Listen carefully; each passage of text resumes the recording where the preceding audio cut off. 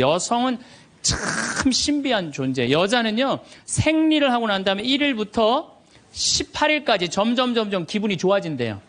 점점. 18일서부터 21일 사이까지는 기분이 최고래, 최고. 네. 최고인데 21일부터 기분이 나빠지기 시작해. 생리할 때 되면 완전히 그 여자가 아니야. 원래 생각했던 그 여자가 아니야. 완전히 새로운 완전히 짐승이 하나 나와갖고 이상한 행동을 하는 거예요. 그러니까 여자는 기분이 좋고 나쁘고 너무 분명해요. 좋을 때는 한없이 좋고 나쁠 때는 또 한없이 나쁜 경우가 있어요. PMT라고 이게 그 여자는 그 생리 전 긴장감이 있대요. 이 현상이 있어갖고 여자의 감정을 남자들이 내 마누라 난 도저히 이해가 안 돼. 이게 이 주기를 몰라서 그래요. 더욱이 여자가 한 18일에서 21일 사이는 기분이 얼마나 좋으냐면은 처녀 때도 이때 만약에 파티장에 가고 술을 먹는데 남자를 보면은요 모든 남자가 다 멋있게 보인대요. 그래갖고 그냥 이때 그냥 술 먹고 호텔에 다음날 아침에 깨보면 어머머 내가 미쳤어 내가 왜 그랬지? 이런 일이 이때 벌어지는 거예요. 그래서 보통 보면은 이렇게 부부들 보면 너무 예쁜 여자하고 이상하게 생긴 남자가 부부로 사는 경우가 있어요. 이 경우는 18일에서 21일 사이에 만난 경우에 이 경우는 내가 뭐라 그러냐면 왜 시어머니를 미워하는데요? 뭐 내가 시집을 왔더니 그냥 손자하고 그냥 고모하고 그냥 남편만 하고 나는 그냥 완전 식모 취급하고 친정에도 못 가게 하고 그러면 안 되지. 그 시어머니 며느리한테 밥 얻어먹으면서 정신 나간 시어머니네. 그러면은 그 자매가 신이 나는 거지. 신이 그것뿐만 아니라 내가 혼수 살림 얼마나 구박을 많이 받았는지 몰라요. 그러면은 내가 이제 정말 늙으면 그거 정말 다 그래. 하여튼 자매님 참 그런 집에서 힘들게 산다 그러면 막 눈물 콧물 흘려가면서 시어머니 욕을 바가지로 해요. 그러면서 자매가 신부님 이렇게 시어머니 욕해도 되느냐고 걱정하지 말라고 여긴 비밀이 지켜지는 데니까 걱정하지 말라고. 한 20분 정도 막 시컷 시어머니 욕하면은요, 대부분의 며느리들이 뭐라 그러냐면, 신부님 꼭 시어머니가 있어서 불편한 것만은 아니에요. 시어머니가 애도 봐주고, 반찬도 이런 거 저런 거 해줄 때는 나 너무너무 좋아요. 그런 것도 있어요. 예. 신부님 이번 사순절을 맞이해서 내가 우리 성가정 만들려니까 내가 시어머니한테 내가 잘할게요. 뭐 잘하면 좋죠. 반찬도 맛있게 하고 한 번 더 웃으면서 얘기할게요. 훌륭하십니다. 나는 한 게 아무것도 없어. 그러느냐고. 그러면 자기가 고해하고, 자기가 훈화하고, 자기가 보속하고, 자기 결심까지 다 해서 다 하기가 나가. 참 예수님. 네. 우리가 생명을 살리는 말씀을 하느냐, 좋은 열매를 맺는 말씨를 뿌리느냐, 아니면은 상대방 기분 나쁘게 하는 말투를 던지느냐, 이 이야기를 3주에 걸쳐서 이야기를 나누고 있습니다. 우리가 가장 가까이 있는 사람한테 가장 상처 주는 말을 참 많이 하는 것 같아요. 그래서 여러분들 부부끼리 서로 기분 나쁠 때가 있어요. 기분 나쁠 때 있잖아요. 예. 그럴 때 이렇게 뭐 감정적으로 생각하거나 극단적으로 생각할 필요가 없을 것 같아요. 왜 그렇게 생각하실 필요가 없느냐면 지금 종자가 다른 종자가 이상한 행동을 하고 있다. 이렇게 생각하면 좀 마음이 좀 편안해요. 저 사람이 날 미워해서 그러는 게 아니다. 더욱이 여성이라는 이 성은 제가 남성이기 때문에 그런 걸 많이 느껴요. 전혀 어울리지 않는데도 같이 사는 경우가 있어요. 그걸 뭐 번개 맞은 사랑, 운명 같은 사랑 그런 거 아니에요. 그런데 이게 결혼할 때만 이런 현상이 일어나는 게 결혼하고도 계속 이 주기가 반복되는 거예요. 그러니까 남자들도 이걸 이해를 못하니까 답답한 거. 저 여자가 왜 저러나. 느닷없이 왜 신경질을 부리지? 또 느닷없이 너무너무 잘하고. 이런 주기. 본인들도 아마 그런 주기에 대한 인식이 있으실 거예요. 인간이라는 게 그렇게 복잡한 것 같아. 근데 옛날에는 이렇게 복잡해도 몰라도 됐어요. 그냥 참고 살고 그냥 견디고 살고 성당에서 십자가 생각하고 참으라고 그러면은 그냥 참고 그리고 옛날에 제가 20년 전만 해도 신부님 남편이 때려요. 남편이 바람 펴요. 그러면 저도 그랬어요. 참고 살으라고. 왜? 참고 좀만 참으면 죽으니까 그냥. 죽으니까 참고 살라고 그랬어요. 그 옛날엔 더 했죠. 그 옛날에는 뭐 100년 전, 200년 전에는 참고 살면 둘 중에 하나 아무나 빨리 죽으니까 그냥. 근데 요즘은요. 한 40살 된 사람이 남편이 때려요, 바람 펴요, 빚만 만들어놔 이러면요 참고 살라고 얘기하기가 참 두려워요. 왜냐하면 참고 100년을 더 살아야 되는데 그거는 또 다른 형벌이거든요. 그러니까 여러분들도 이제는 남자라는 이 동물을, 짐승을, 종자를 이해를 하셔야 돼요. 남편을 이해하라는 게 아니에요. 남자가 생겨먹은 게 어떻고, 또 여기 있는 우리 형제님들은 여자가 생겨먹은 게 그러면 훨씬 좀 덜 싸울 거예요. 덜 크크크 치치치 크크카 된다니까. 그런데 이제 부부끼리도 서로에 대한 이해가 필요하지만은 여러분들 자녀에 대한 이해가 필요합니다. 자녀를 이해하셔야 돼요. 그리고 자녀하고 대화를 해야 돼요. 자녀하고 대화를 해야 되는데 우리나라 엄마들은 참 편안하게 교육해요. 딱 한마디만 하면 되니까 공부해. 이건 절대 교육이 아니에요. 절대 교육이 아니에요. 작년 3월 13일 날 고등학교 3학년 남자아이가 엄마를 죽였어요. 목으로 칼을 찔러서. 그런데 얘가 전국 4천등 하는 아이였대요. 모의고사에. 전국. 근데 엄마는 전국 1등 하라고 그래요. 전국 1등. 나는 전교 1등은 들어봤어도 전국 1등은 처음 들어봤어요. 전국. 자식한테 전국 1등을 하라고 강요한 엄마는 처음 들어봤어요. 근데 얘는 전국 4천등이면요 서울대 들어가요. 왜냐면 1년에 서울대 4,000명 정도 뽑거든요. 4,000명 정도 뽑으면 뭐 카이스트, 경찰대 뭐 이런 데 다 빠지면은요 서울대 들어가고도 남아요. 그런데 얘는 전국 63등으로 고친 거야. 63등인지 62등인지. 내가 고등학교 때 반에서 받은 등수야 이거야. 고등학교.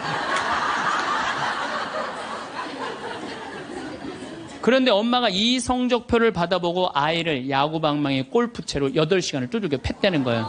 엄마가 전국 1등 하라고 그랬더니 왜 전국 62등 하느냐.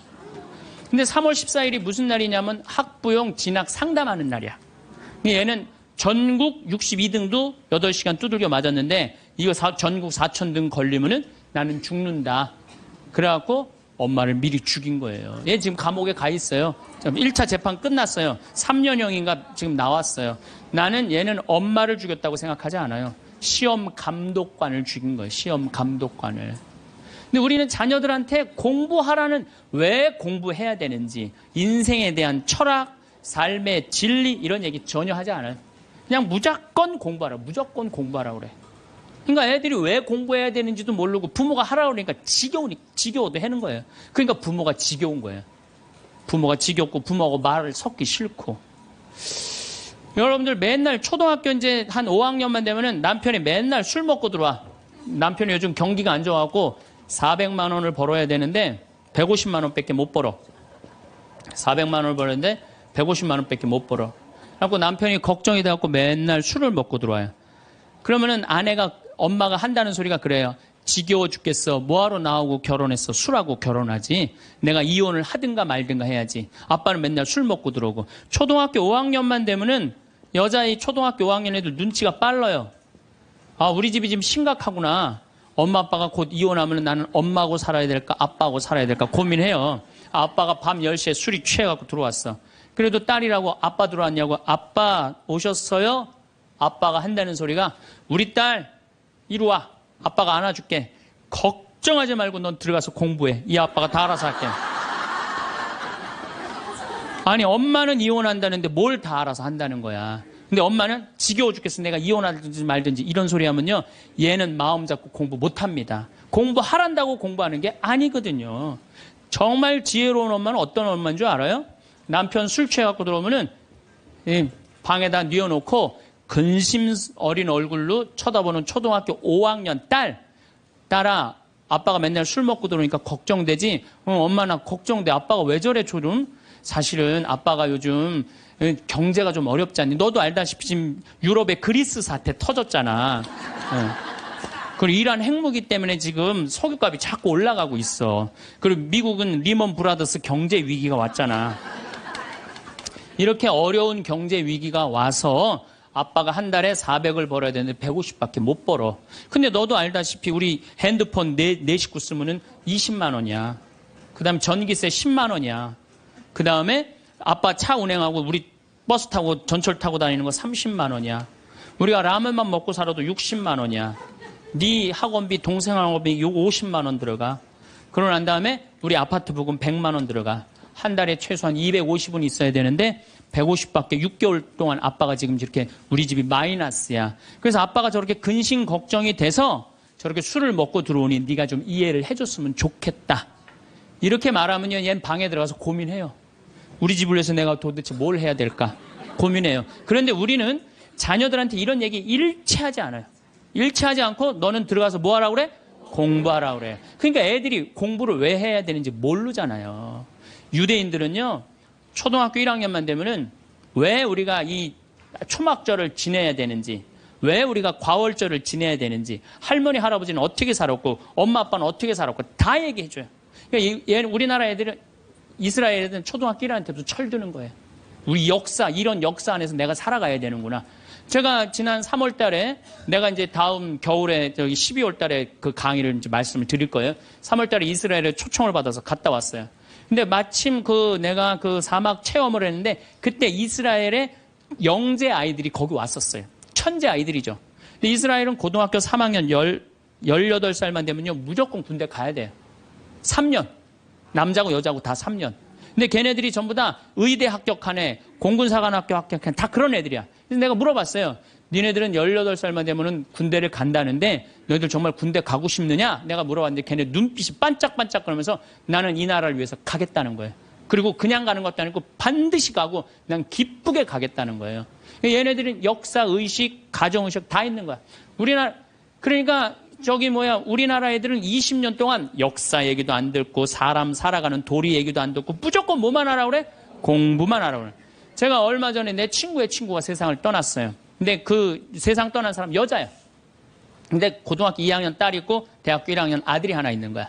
그런데 이 엄마가 딸을 깨워야지 딸은 일어나서 학교를 가는 거예요. 근데 10시가 됐는데 엄마가 안 깨운 거야.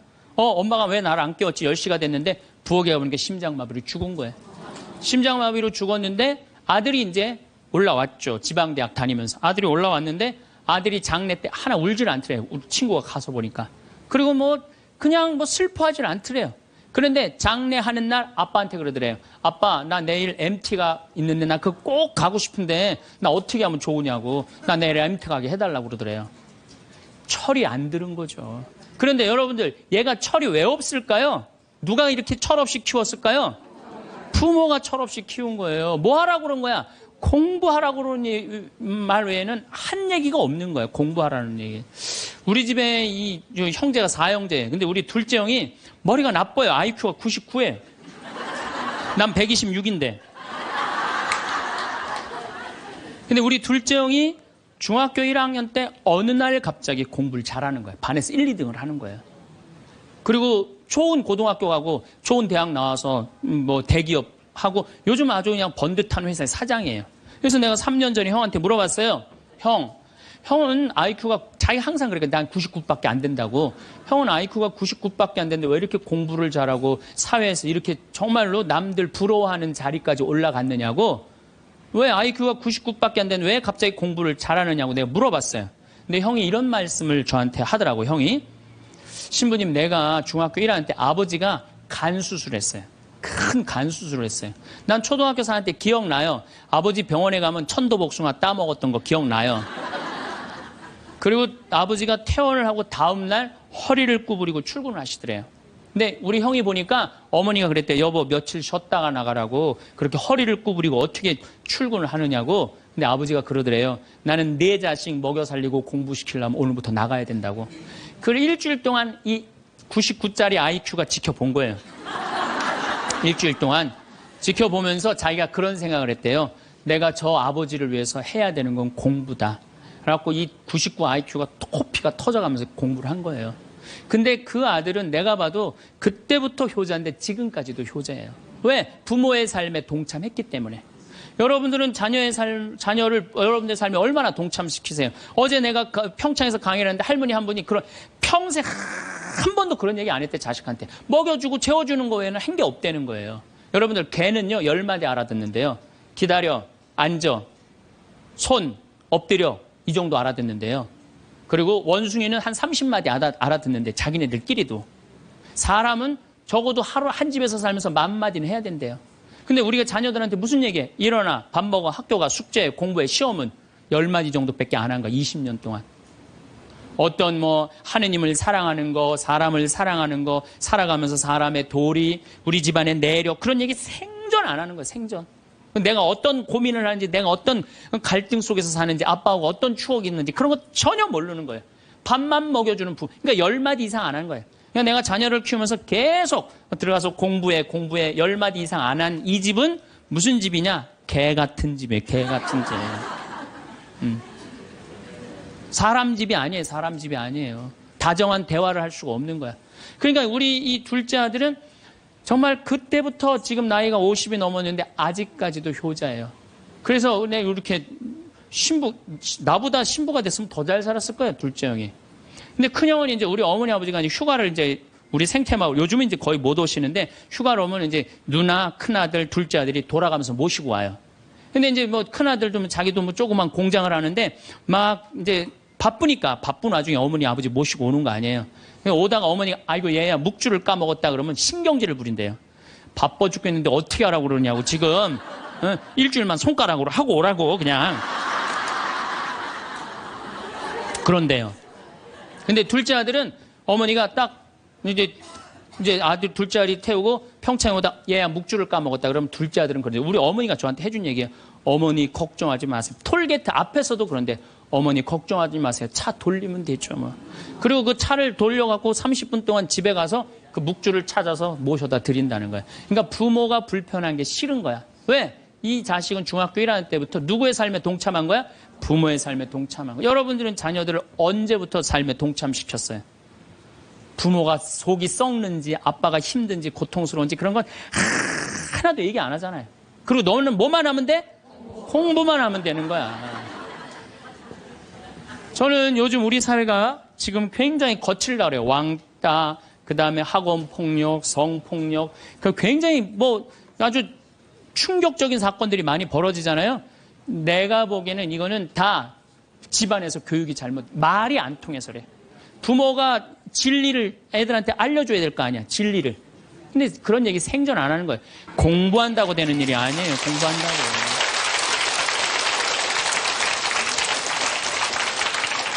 그러니까 자식들하고 대화를 하려고 해도 대화를 해본 적이 있어야지 대화를 할 거 아니야.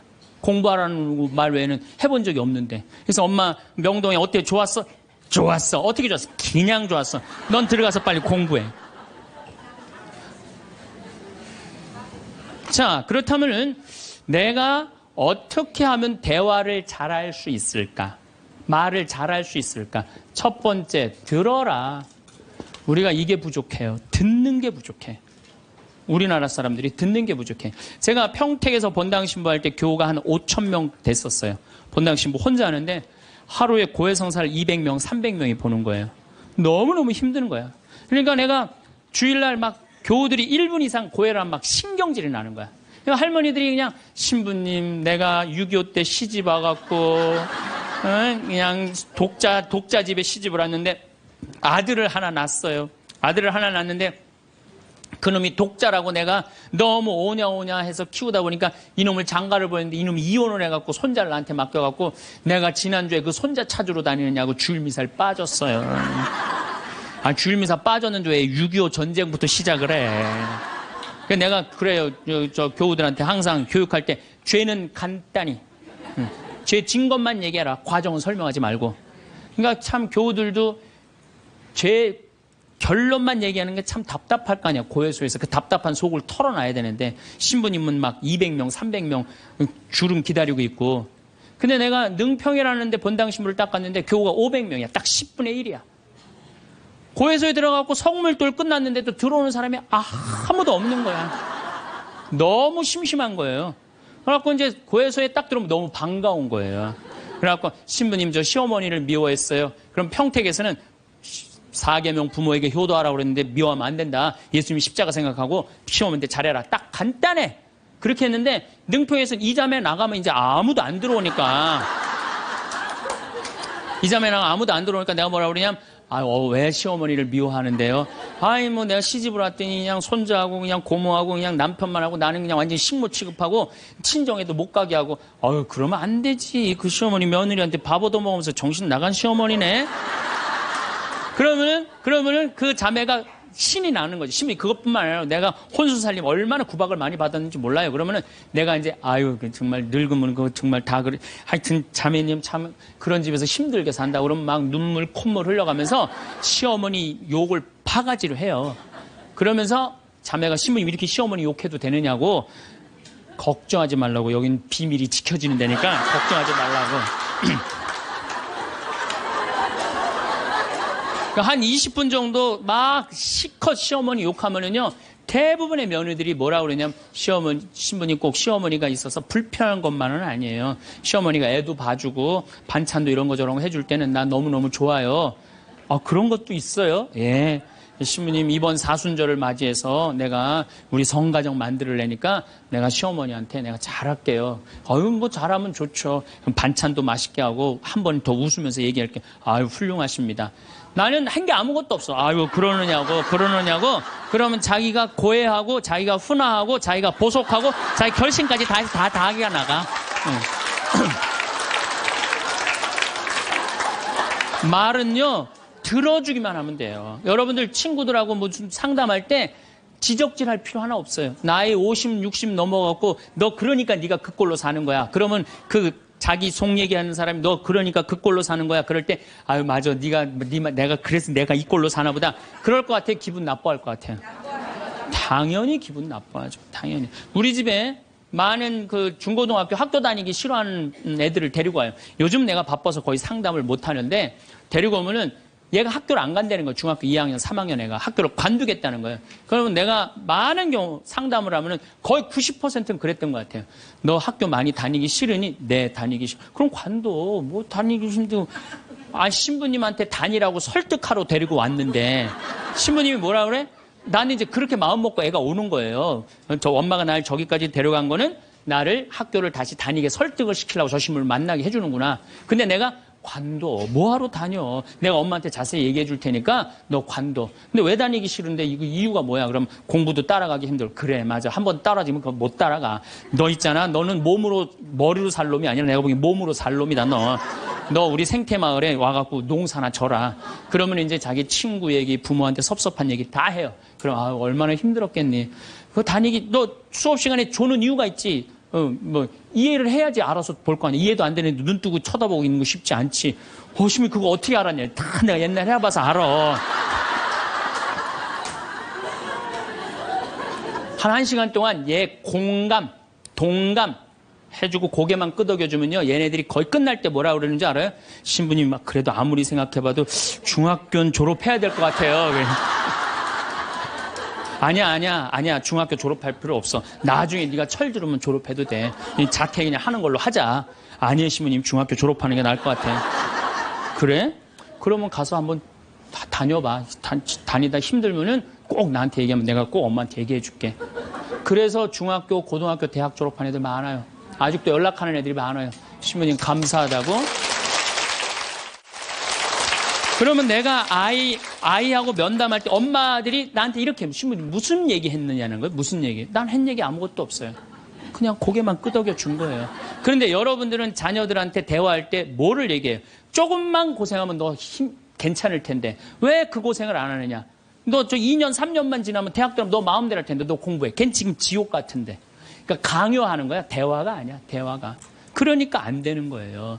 인도에는요. 대화를 하면은요, 이호덕 선생님이라고 글 우리말 쓰기 아주 돌아가셨는데 책 잘 쓰는 분 계셔요. 그분 책에 그런 내용이 나와요. 인도에 여행을 하는데 사람들이 대화를 하면서 그러더래요. 아차 그러더래요. 아차. 얘네들이 우리나라처럼 뭐 물건 까먹어 아차 그러나 그랬대요. 근데 학교 수업에 갔는데 애들이 선생님을 보고 아차 그러더래요.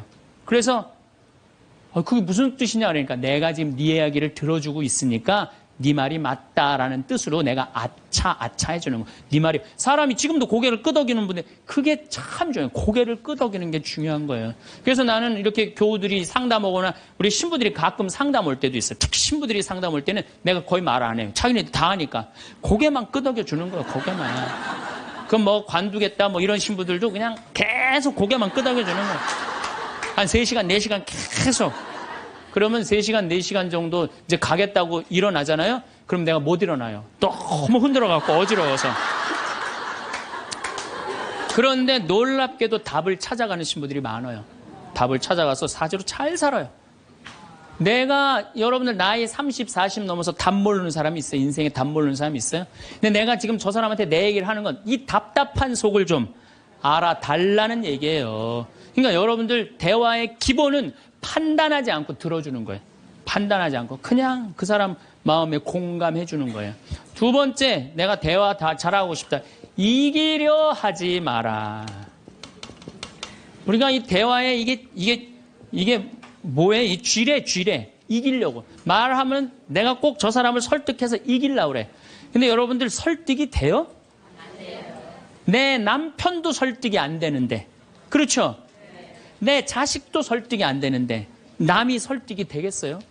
그러니까 종교 얘기, 정치 얘기, 이데올로기 얘기 이런 얘기는 하는 게 아니에요. 근데 그냥 꼭 내가 어디 강의 가면 제일 당황스러운 게 그거야. 신부님 이번에 대통령 어떻게 될까? 신부님 박근혜에 대해서 어떻게 생각하느냐고. 이거 미치는 거예요. 이 사람이 전라도 사람인지 경상도 사람인지 아니면 이 사람이 페미니스트인지 아니면 남성 우월주의인지 모르잖아요. 그러니까 그런 정치 얘기를 끊을 때 싸움이 일어나게 돼 있는 거예요. 그리고 그건 설득이 안 돼요. 사람은요, 안 변합니다. 웬만하면 안 변해요. 변하기가 쉽지가 않아요. 여기 계시면 여러분도 변할 것 같아요? 변하기 쉽지 않아요. 이스라엘 백성이 400년 동안 이집트에서 종살이 했어요. 그리고 이제 이스라엘에 딱 들어가려고 그러는데 딱 걸렸어요. 왜? 하느님이 가만히 보니까 종살이 하던 습관을 못 버리는 거야. 계속 불평하고 자기 스스로 뭘 해나가야 되는데 하느님이 고민을 하다가 얘네들은 안 바뀌겠다. 400년 동안 이 몸에 배갖고 그래서 이제 이집트는 떠나왔으니까 어떻게 40년 동안 보름이면 가요. 그 이집트에서부터 이스라엘까지 보름이면 가는 거리인데 40년을 떠돌아다니면서 그 노예살이에 몸에 뱉던 사람을 다 죽여요. 그리고 완전히 새로운 사람만 다 들어가요. 다시 태어난 사람만. 그렇게 안 변하는 게 그러니까 40년 동안 단련 기간을 주는 거예요. 또 예수님도 부활해갖고 왔는데 사람들 변했어요? 안 변했어요. 변한 사람 없어요. 12 제자만 변하고 그런 거지. 사람은 안 변해. 근데 여러분들이 너 이렇게 살아 그런다고 살아요 그 사람이? 그러니까 대화할 때 싸워서 이길 수가 없어요. 싸워서 이기려 하지도 말고. 제가 이렇게 평화방송에 이제 요즘 방송이 계속 나가잖아요. 한 번만 내보냈으면 좋았을 걸. 뭘 그렇게 계속 내보내. 아주 괴로워 죽겠어요 저는. 방송에 똑같은 강의 내용 계속 그래서 이거 녹화하는 거예요. 똑같은 거 너무 내보내지 말고 새 거 내보내라고 내가 지금 녹화하는 거예요.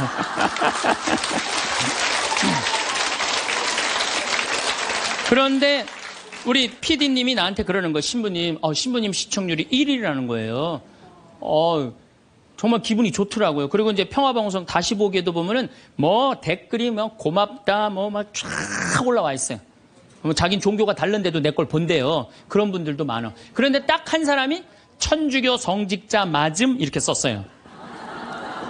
성직자 맞음 이렇게 썼어. 기분 굉장히 나쁘게. 왜? 내가 행복농 강의하면서 평화방송 다시 보기라면 1,000원을 내야 돼요. 1,000원을 받으면서 내가 행복농 강의하니까 너 가증스럽다 이거야.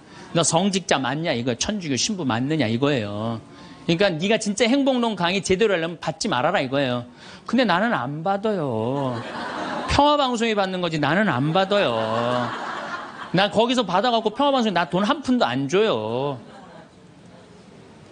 그리고 300K로 보면 무료로 볼 수 있어요 또. 그 사람은 내가 싫은 거야. 내가. 그냥 본질적으로 싫은 거야 내가. 그러니까 성직자 맞음하고 쓴 거야. 근데 그 밑에 댓글을 써서 내 팬들이 막 신부님 돈 안 받는다. 평화방송도 해명을 했어요. 신부님 한 푼도 돈 안 간다. 그래도 아무 소리도 없는 거야. 그러니까 그 사람은 내가 싫은 거예요. 그 싫으니까 성직자 맞느냐고 한 거야. 자, 내가 그걸 읽어보고 막 화가 났어. 100명이 다 칭찬하는데 한 명이 나 욕하면 신경질 나잖아요. 그래갖고 내가 밑에 댓글에다가 너 나하고 한 번 만나서 싸우자. 나 돈 안 받는다. 나한테 사과해라. 그래야 될 것 같아요? 무시해야 될 것 같아요? 그걸 잘 아는 사람들이. 아니 무시해야 되는 걸 그렇게 잘 아는 사람들이 주위 사람들한테 그렇게 싸워서 이기려고 그래요. 우린요 인생을 살아가다가 무시해야 되는 사람들이 참 많아요.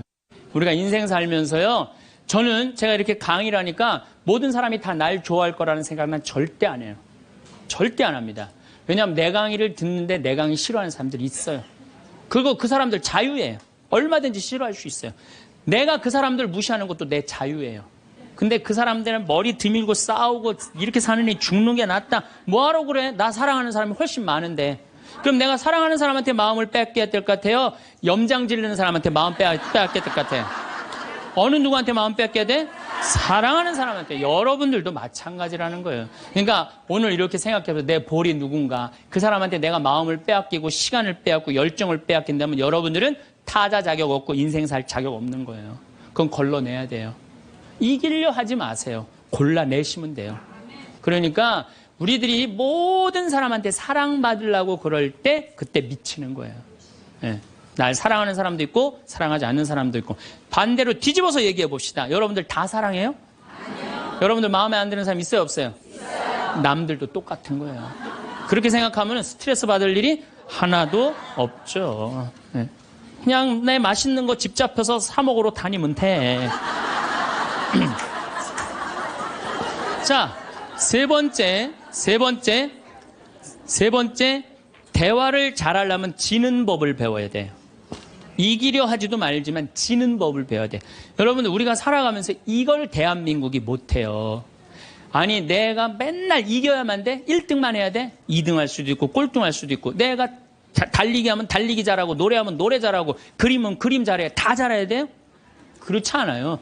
애들한테 지는 법을 알려주면요 애들이 잘 살아요. 근데 너 꼭 1등 해야 돼, 너 남들하고 해서 해야 돼, 얘네들 나중에 부러지게 돼 있어요.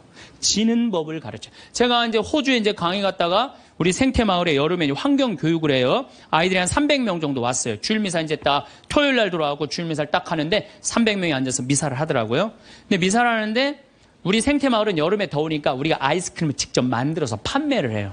애들. 그러니까 애들이 이제 아이스크림 사 먹는 재미로 그냥 왔다 갔다 하잖아요. 근데 이제 이 300명이 주일날인데도 불구하고 아이스크림 사 먹느냐고 돈을 다 써버린 거야. 주일날 미사를 하는데 헌금을 하는데 헌금을 안 하는 거예요. 300명이 전부 다 헌금 봉투를 다 패스를 하는 거예요. 그런데 원주교구 구곡성당 아이들이랑 대구교구 무슨 산지성당, 성지성당인가 두 성당 50명만 헌금을 다 하는 거예요. 얘네들은 헌금을 남겨둔 거죠. 남겨두고 헌금을 계속 하더라고요. 나는 이렇게 앉아서 보는데 걔네들이 너무 예쁜 거예요. 그 먹고 싶은 아이스크림을 안 먹고 헌금을 하니 얼마나 예뻐요. 하느님 생각을 가만히 해봐서 하느님이 쟤네들이 얼마나 예쁠까, 감사하다고 헌금을 바치니. 그래서 내가 이제 공지사항 때 너희들은 아이스크림도 안 사 먹고 이렇게 헌금을 하니 너무 기특하다. 너희들 신부님이 아이스크림 교환권 2,000원이거든요. 이거 하나씩 다 선물로 줄게. 다 선물로 줬어요. 선물로 줬는데 250명이 뭐라 그러냐면 이러는 거예요. 자기네들은 못 받는다 이거야. 얘네들은 헌금을 해갖고 내가 선물로 주고 싶었는데 250명은 싫은 거예요. 근데 제가요 신부 생활 20년 하면서 뭐 성당에서 뭐 프로그램 할 때 상 줄 때요 박수 치는 경우를 본 적이 없어요. 전부 애들이 다 그래요. 내가 1등 아니면 다 싫은 거예요. 그러니까 지는 법을 안 가르치는 거죠. 축하해 줄 일 아니에요? 쟤네들 헌금 내갖고 저렇게 좋은 선물을 받는구나, 박수 쳐줄 일 아니에요? 그래갖고 내가 열받아갖고 생명을 살리는 말씀, 내 CD죠. 15,000원짜리. 이번 확 뛰었어. 15,000원짜리. 이거 니네들 엄마한테 다 갖다 줘, 엄마 아빠한테. 뭐라고 갖다 주냐면 내가 헌금 냈더니 신부님이 선물 줘서 엄마 아빠한테 갖다 주라 그래요. 이 집은 뭐가 되는 집이야, 이 집들은. 그랬는데 못 받는 애들이 더 크게 그러더라고요. 그래서 내가 한마디 했어. 니네들은 하느님한테 바치는 거 아무것도 없이 그냥 받으려고 그래? 얘네들은 먹고 싶은 거 안 사 먹고 바친 거야. 남이 잘 되는 꼴을 못 봐요. 우리나라 지금 분위기가 그래요. 난 요즘 이 선거철 보면서 정말 가슴 아파. 머리 꼭대기부터 지는 법을 못 봐요. 자기가 떨어지면 무슨 욕을 해서라도 핥혀내야 돼. 받아들이질 못해. 그러니까 머리 꼭대기부터 밑에까지 지는 법을 안 가르치니까 우리 사회가 무슨 뭐 타협이 없어요. 죽기 아니면 까무러치기야. 한 발 양보하는 게 없어. 그래서 대화가 말이 안 통하는 거예요. 지는 법을 안 가르치니까. 네 번째, 한쪽 말만 듣고 판단하면 바보 되기 쉽다. 이게 특별히 우리 교회에서 그래요. 한쪽 말만 듣고 판단하는 경우 너무 많아요. 그렇죠? 내가 막 신부됐을 때 우리 자매들이 신부님, 나는 남편이 때리고 바람피고 술 먹고 저 빚지고 너무너무 불쌍하더라고요. 왜냐면 얼마나 불쌍해. 여자가 시집으로 왔는데 남편이 때리고 바람피고 빚지고 기쁨이 하나도 없잖아요. 막 그것도 여자가 이쁜 여자가 울면 더 이쁘잖아 또 막. 그래갖고 아유 정말 이렇게 불쌍한 자매 어떻게 하면 좋은가 마음이 안타까웠어요. 이 어떻게 도와주면 좋은가. 근데 한 10년째 됐는데 어떤 자매 하나가 성당 활동을 열심히 하는 자매 하나가 남편도 내가 보기엔 굉장히 젠틀한 사람이야. 괜찮은 사람이야. 근데 해가 어스름하게 지는데 성당 마당에서 울면서 신부님 나는 겉보기에는 멀쩡해도 속으로는 시어머니 시아버지 남편 때문에 속이 썩는다고. 이 자매가 이렇게 어려운 가운데서도 반짝반짝 웃으면서 교회 봉사를 했구나. 마음이 찬하더라고. 그래서 이 자매를 한번 꼭 끌어안아줘야 되나 어떻게 되나 막 고민을 하고 있는데 그날따라 남편이 퇴근을 하고 성체조부에서 성당에 오는 거예요. 멀리서 남편이 보이는데 막 울다가 남편 욕하고 시댁 욕하다가 이 자매가 눈물을 싹 훔치더니 그 우는 모습은 온데간데 없이 반짝 웃으면서 자기야 웬일이야 그래서 막 뛰어가더라고요. 내가 그날 이후부터 여자의 눈물은 한쪽 눈물만 믿어요. 아직 누구 얘기 안 들어봤어? 남편 얘기 안 들어본 거예요. 남편 얘기. 그리고 내가 이제 신부된 지 20년 되는데 내가 요즘 깨달은 게 있어요. 부부 문제는 껴드는 게 아니야. 부부 문제 누구만 알아? 부부만 아는 거예요. 부부만 해결해 준다고 껴들 일이 아니더라고요. 부부만 아는 거야. 그리고 내가 그 정말 신부님 수녀님 비밀 들었어. 내가 지금 입이 근질근질해. 내가 꼭 얘기하고 싶어. 얘기하세요. 하는데 누구한테 얘기해야 되면 걔한테 얘기하세요.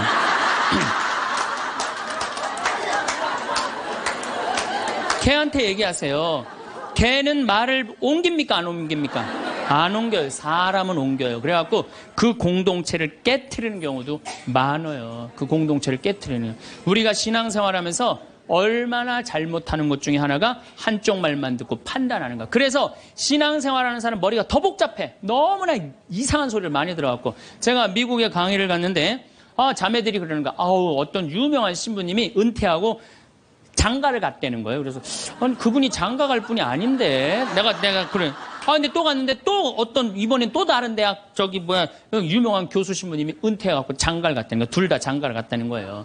여자를 알기를 돌같이 보던 분들인데.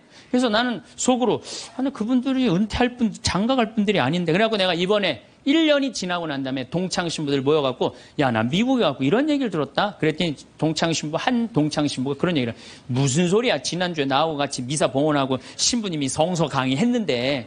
그러니까 멀쩡하게 성서 강의하는 신부님이 미국에서는 지금 관도 가고 장가가 있어 지금. 우리가 얼마나 신앙생활하면서 이 잘못된 소문에 우리 영혼이 망가지는지 몰라요. 그러니까 한쪽 말만 듣고 판단하면 뭐가 되기 쉽다? 바보 되기 쉽다. 다섯 번째, 끝을 좋게 맺어라. 이 무슨 얘기냐 하면은 끝을 좋게 맺어라. 이 무슨 얘기냐면 여러분들 사람이 살아가다 보면요 사이 나쁠 때가 있어요. 친한 친구인데 결국은 재산 문제 때문에 법원까지 가갖고 법원에서 재산 주고받고 이게 끝났어. 헤어질 때 뭐라고 헤어져요? 야 우리가 그래도 30년 동안 친구인데 이렇게 좋지 않은 일로 법원까지 왔는데 이렇게 결정이 났으니 너 다음에 어딜 가도 행복하게 살았으면 좋겠다. 다음에 볼 때 우리 웃으면서 만나자. 이렇게 헤어져야 돼요. 아무리 속이 뒤집어져도. 근데 우린 뭐라고 헤어져요? 너 밤길 조심해. 내가 언젠가 너 가만히 안 놔둘 거야. 이거는요 정말 어리석은 거예요. 또 어떤 사람 맨날 술 먹고 막 바람 피다가 죽었어. 50살에. 그 집 애 때리고 부인 때리던 사람이 죽었어. 그래서 이제 초상집에 가갖고 위로해 준다고 그렇게 술 먹고 바람 피고 애들 때리더니 잘 죽었다. 니네들 고생 끝났다. 니네들끼리 행복하게 살아라. 이렇게 말한다고 그 자식이 행복해 할 것 같아요? 그래도 자기 아버지인데. 이렇게 말해야 돼요. 그래도 네 아버지가 이 시대의 풍류를 알던 사람인데. 너무 안타깝다. 얼마나 멋있는 사람이었는데 정말 마음이 아프다. 아버지 좋은 데 가시게 이제 정말 저 세상에서는 정말 아무 거침없이 행복하게 살 수 있도록 우리 기도해주고 축복해주자. 그럼 너희들은 정말 행복하게 살았으면 좋겠다. 아다르고 어달아요. 아다르고 어달라요. 나는 정말로 2000년 동안 말 진짜 못하는 놈 한 놈 알고 있어요. 이놈이 어떤 놈이냐면 십자가 왼편에 매달린 이 왼편의 강도, 진짜 말 못하는 놈이에요. 이놈이 이제 십자가에 못 박혀 죽을, 자기도 괴롭고 아프기 힘들겠지. 그렇지만 그렇게 말하면 안 되지. 가운데 구세주라는 분한테 뭐라 그래? 네가 무슨 구세주냐? 네가 진짜 구세주면 너도 살리고 나도 살려봐라. 너 구세주도 아니다 이거예요. 그러니까 예수님도 지금 십자가에 못 박혀가고 아파 죽겠는데 이놈이 이상한 소리 하니까 대꾸를 해요 안 해요? 대꾸를 안 해요. 근데 난 2000년 역사상 진짜 말 잘하는 사람 한 사람 알고 있어요. 이게 누구야? 오른편에 있는 강도예요. 오른편에 있는 강도가 뭐라 그래? 야 이놈아, 너하고 나하고는 죽어도 싸. 근데 이분은 가난하고 병든 사람 전부 다 함께하고 병 고쳐주고 함께했던 분인데 네가 무슨 자격이 있어 그런 말을 해? 그래 한마디 더 해. 주 예수님 마지막 날 저를 기억해 주십시오. 그러니까 왼편에 있는 놈한테는 대꾸도 안 하던 예수님이 가상칠언이라고 십자가에서 7가지 중요한 말을 해요. 다 이루었다. 엘리엘리네마 사박타니, 이 몸이 당신의 보십시오, 당신의 아들입니다. 뭐 목마르다 이런 얘기 하잖아요. 그런데 이 오른편의 강도한테 너야말로 오늘 나와 함께 진정으로 낙원에 들 것이다. 막판에 말 한 번 잘한 바람에 천당 입장 1호 고객.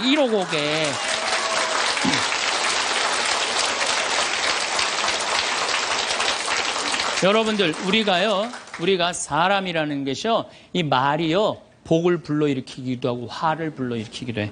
구원까지 결정될 수 있는 게 말이에요. 그래서 나는 이 기가 막힌 말을 어떻게 쓰고 있느냐, 제가 성서 한 구절 좀 읽어 드리겠습니다. 자세히 알아보기 전에 꾸짖지 마라. 먼저 생각해보고 나서 질책하여라. 듣기 전에 대답하지 말고 남이 말하는 도중에 끼어들지 마라. 너와 상관없는 일로 다투지 말고 죄인들이 시비를 가릴 때 자리를 함께하지 마라. 허를 절제하는 이는 갈등 없이 살고 뜬 소문을 싫어하는 이는 잘못을 덜 저지르리라. 절대 말을 옮기지 마라. 아무것도 잃는 것이 없으리라. 말을 안 옮기면 잃는 것이 없어. 말을 너무 옮기고 싶어. 누구한테 얘기해? 개한테 얘기하세요. 개한테. 어떤 말을 들었으면 죽을 때까지 묻어두어라. 이게 집회서에 나오는 말씀이에요. 여러분들, 저 사람 판사인데 이 둘째 부인은 아들이래. 내가 알고 있어. 근데 그걸 얘기를 해야 될까요? 죽을 때까지 묻어둬야 될까요? 죽을 때까지 묻어둬야 돼요. 어리석은 자는 들은 말 때문에 아이 낳는 여자처럼 진통을 겪으리라. 온갖 소문을 듣고 그냥 진통을 겪는 거야. 어리석은 자의 뱃속에 든 말은 사람의 넓적다리에 밝힌 화살과 같다. 중상하는 자와 한 입으로 두말하는 자를 저주하여라. 그들은 평화로이 사는 많은 사람들을 멸망시켰다.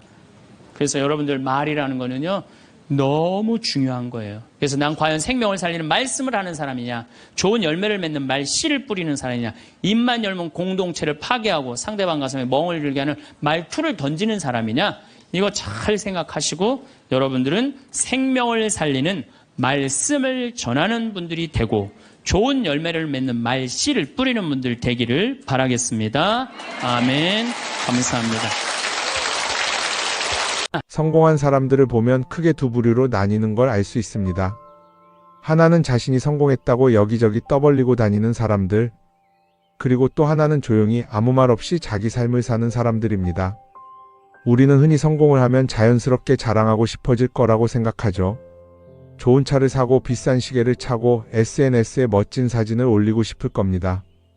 왜냐하면 그렇게 하면 남들이 나를 더 인정해 줄 거라고 믿으니까요. 하지만 현실은 그렇지 않습니다. 오히려 진짜 성공한 사람들은 그렇게 행동하지 않습니다. 왜냐하면 보여줄 필요가 없기 때문입니다. 돈이 많다고 높은 자리에 있다고 유명하다고 해서 굳이 그걸 드러낼 필요는 없습니다. 그걸 아는 사람들은 이미 알고 있고 모르는 사람들은 알 필요가 없죠. 그런데도 굳이나 성공했다고 떠드는 사람들이 있습니다. 그런 사람들은 왜 그럴까요? 간단합니다. 그 사람들은 사실 그렇게까지 성공한 게 아니기 때문입니다.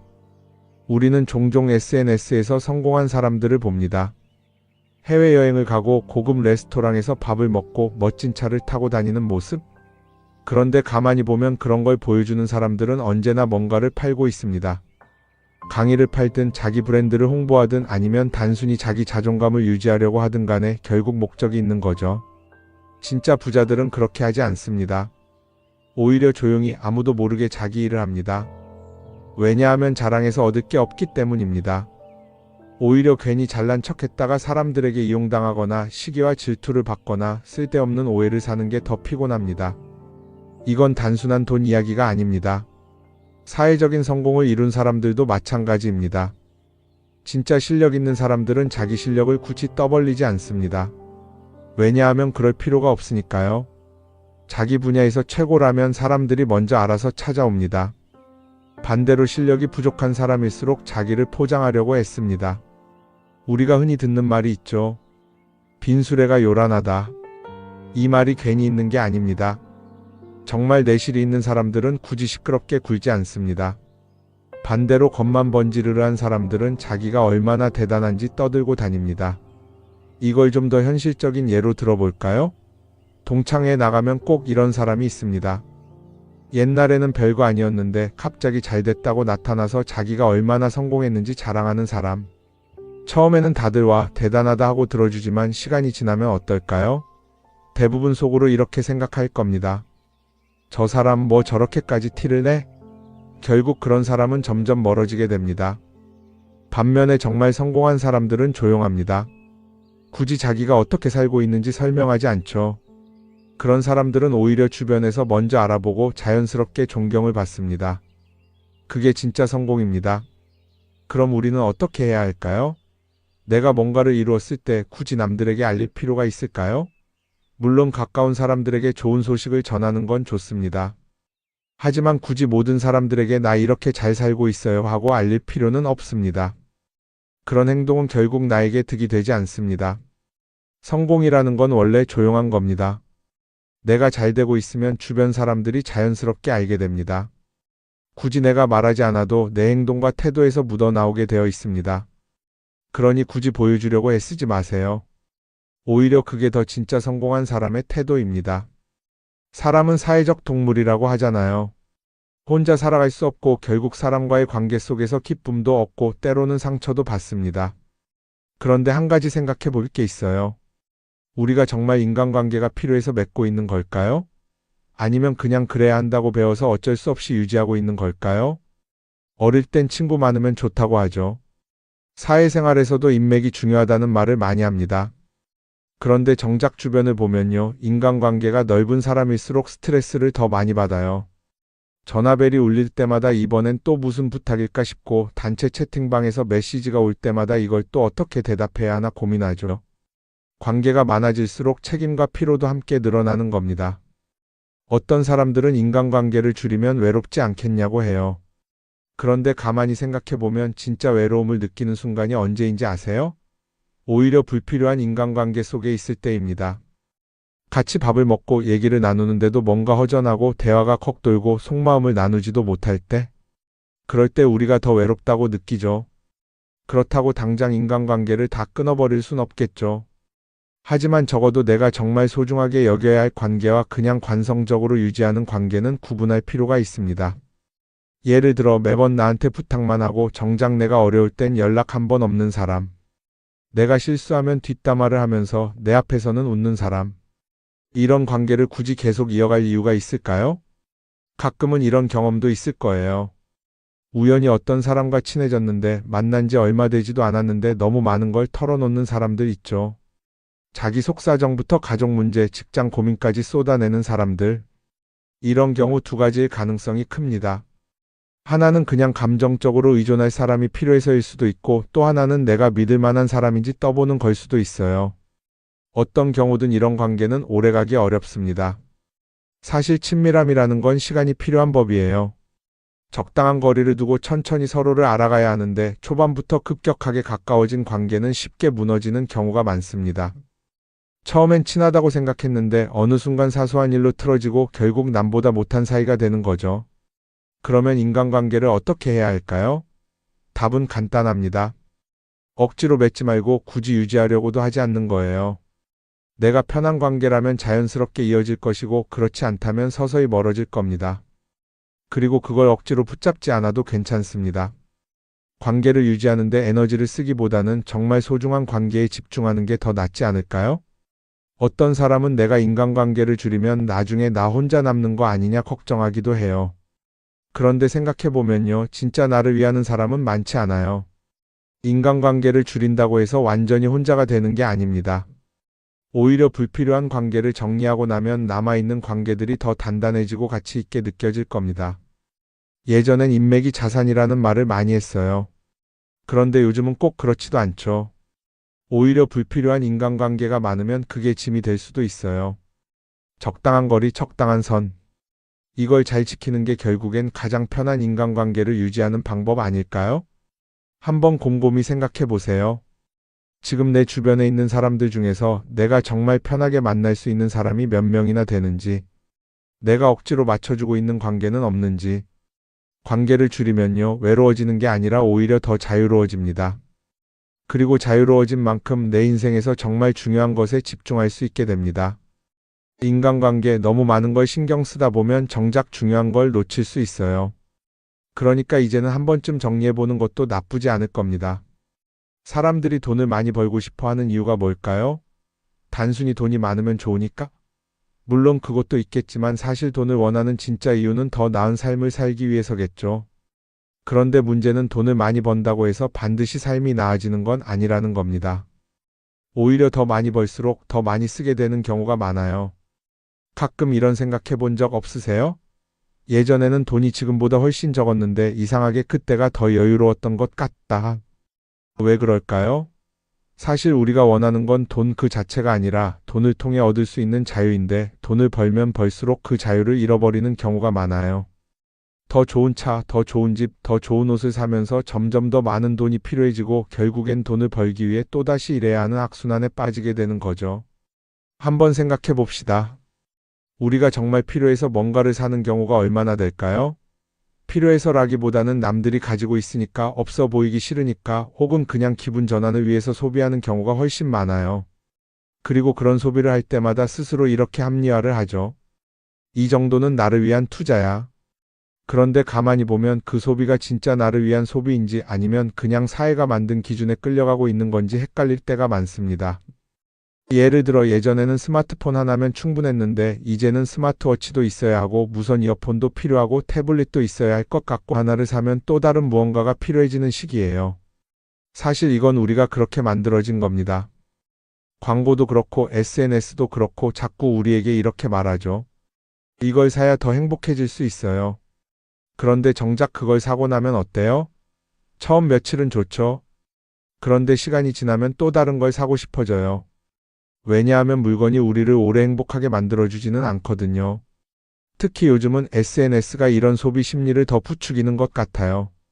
예전에는 친구들끼리 만나서 나 새로 샀어 하고 자랑하는 게 전부였는데 이제는 SNS에 올리면서 전 세계 사람들에게 보여주잖아요. 그러다 보니까 남들도 다 뭔가를 사서 올리고 나도 따라해야 할 것 같은 기분이 드는 거예요. 그런데 중요한 건 그 사람들도 사실은 나와 똑같은 기분이라는 겁니다. 내가 남을 부러워하는 만큼 나도 누군가에게 부러움을 사려고 애쓰고 있는 거죠. 결국 끝없는 비교와 소비 속에서 진짜 중요한 걸 놓치게 되는 겁니다. 한번 이렇게 생각해보면 어떨까요? 만약 내가 지금부터 딱 1년 동안 불필요한 소비를 하지 않는다면 내 삶이 어떻게 변할까? 아마 처음에는 답답할 수도 있어요. 사고 싶었던 걸 참아야 하니까. 그런데 그걸 몇 번 참고 나면 어느 순간 깨닫게 될 겁니다. 내가 굳이 이걸 안 사도 괜찮네? 그렇게 불필요한 소비가 줄어들면 자연스럽게 돈이 쌓이겠죠. 그런데 돈이 쌓이는 것보다 더 중요한 게 있어요. 바로 마음의 여유가 생긴다는 겁니다. 돈을 쓰지 않는다고 해서 불행해지는 게 아니라 오히려 소비로부터 자유로워지면서 진짜 행복을 찾을 수 있어요. 물론 이걸 실천하는 게 쉽지는 않겠죠. 우리 주변에는 소비를 부추기는 것들이 너무 많으니까요. 하지만 적어도 이런 건 해볼 수 있습니다. 뭔가를 사고 싶을 때 한 번만 스스로에게 물어보는 거예요. 이게 정말 나한테 필요한 걸까? 아니면 그냥 순간적인 욕심일까? 만약 그 질문을 던졌을 때 5초 안에 당연히 필요하지. 라는 답이 나오지 않는다면 사실 그건 없어도 되는 물건일 가능성이 큽니다. 정말 필요한 건 고민할 필요도 없이 바로 떠오르거든요. 그러니까 이제는 한 번쯤 생각해 봐야 할 것 같아요. 나는 지금 내가 원하는 삶을 살고 있는 걸까? 아니면 남들이 만든 기준에 맞추기 위해 내 시간을 팔고 있는 걸까? 소비를 줄인다는 건 단순히 돈을 아끼는 게 아닙니다. 그건 결국 내 삶의 선택권을 되찾는 일이거든요. 돈을 많이 버는 것도 중요하지만 더 중요한 건 그 돈을 어떻게 쓰느냐입니다. 그리고 때로는 아무것도 사지 않는 게 최고의 선택일 수도 있어요. 우리는 요즘 SNS 없이 사는 게 거의 불가능한 시대에 살고 있죠. 아침에 눈 뜨자마자 휴대폰을 확인하고 출근길에도 SNS를 보고 잠들기 전까지도 계속 들여다봅니다. 그러면서 남들이 어떻게 사는지 보고 나도 모르게 비교하게 되고 때로는 초조해지기도 하죠. SNS에 올라오는 사진들 한번 보세요. 맛집에서 멋진 음식을 먹고 해외여행을 다니고 좋은 옷을 입고 성공한 삶을 사는 사람들. 그런데 가만히 보면 이 사람들이 정말 행복해서 저런 사진을 올리는 걸까요? 아니면 그냥 행복해 보이고 싶은 걸까요? 실제로 SNS에 가장 많이 올라오는 사진이 뭔지 아세요? 남들이 부러워할 만한 순간들입니다. 집에서 편하게 쉬고 있는 모습이나 출근길에 지친 얼굴, 어제 먹다 남은 배달 음식 사진 같은 건 잘 안 올리죠. 대신 멋진 레스토랑, 명품 가방, 고급 호텔 같은 것들이 올라옵니다. 왜 그럴까요? 결국 SNS는 보여주기 위한 공간이기 때문입니다. 여기서 중요한 게 있어요. 우리가 SNS에서 보는 건 그 사람의 삶 전체가 아니라 편집된 일부 장면이라는 겁니다. SNS는 마치 한 편의 다큐멘터리나 영화처럼 잘 꾸며진 장면들만 보여줍니다. 그런데도 우리는 그걸 보면서 아, 저 사람은 나보다 더 행복하구나 하고 착각하죠. 예를 들어 SNS에서 한 친구가 해외여행을 가서 아름다운 풍경을 찍어 올렸다고 해볼게요. 우리는 그걸 보면서 부럽다, 나도 저렇게 살고 싶다라고 생각하겠죠. 그런데 정작 그 친구는 사진을 찍고 나서도 일 때문에 스트레스를 받고 있을 수도 있고 여행 비용을 감당하느라 카드가 걱정을 하고 있을 수도 있습니다. 그 부분은 우리는 알 수가 없죠. 그런데 문제는 이렇게 남들과 비교하는 습관이 쌓이면 결국 내 삶이 초라하게 느껴진다는 겁니다. 원래는 그냥 조용히 살아도 괜찮았는데 SNS를 보고 나면 나만 뒤처지는 것 같고 뭔가를 더 해야 할 것 같고 괜히 불안해지죠. SNS는 기본적으로 사람들의 비교 심리를 자극합니다. 남들이 가진 걸 나도 갖고 싶게 만들고 남들이 하는 걸 나도 해야 할 것 같은 기분이 들게 만들죠. 그러다 보니 필요하지도 않은 걸 사게 되고 무리해서라도 화려한 곳에 가게 되고 남들에게 보여주기 위해 사는 삶을 살게 됩니다. 그럼 어떻게 해야 할까요? 사실 정답은 간단합니다. SNS에서 보이는 것들을 곧이곧대로 믿지 않는 것입니다. 그리고 더 중요한 건 남과 비교하는 걸 멈추는 것이에요. 어떤 사람이 비싼 차를 타고 다닌다고 해서 그 사람이 꼭 행복한 건 아닙니다.